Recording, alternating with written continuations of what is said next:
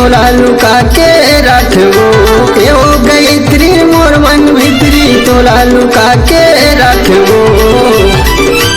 गुनाते रहतो मने मने माँ तोला कछु कहे नहीं सकाओ गुनाते रहतो मने मने माँ तोला कछु कहे नहीं सकाओ।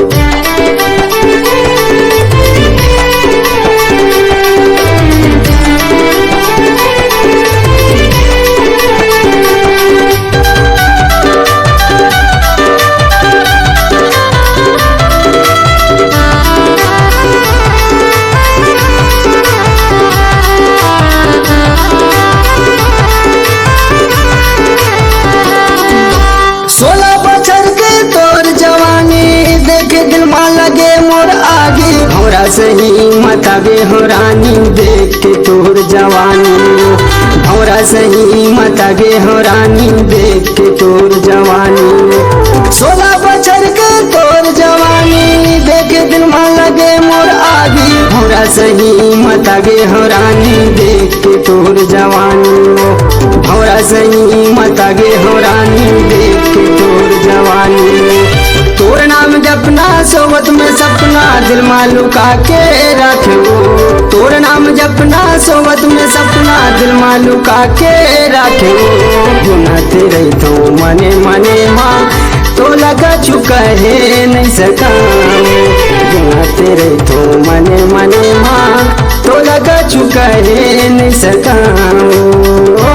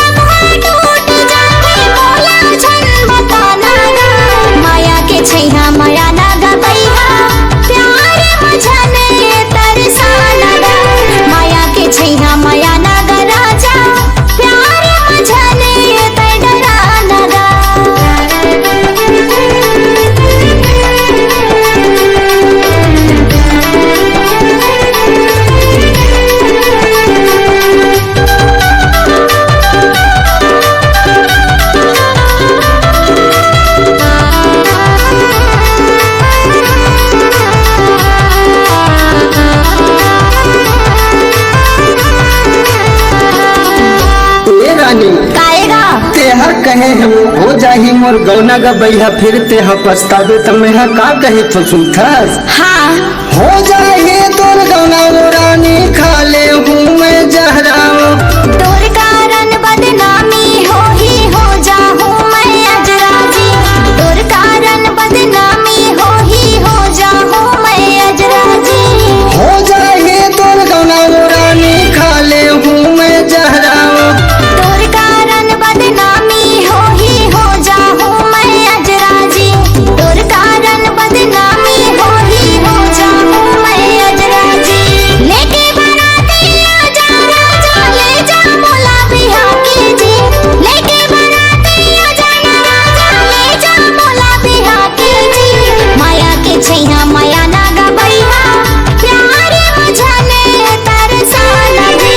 माया के छैया माया नागा राजा प्यार मझाने तरडाना जी तोला कछु कहे नहीं सकाओ प्यार मझाने तरडाना जी तोला कछु कहे नहीं सकाओ।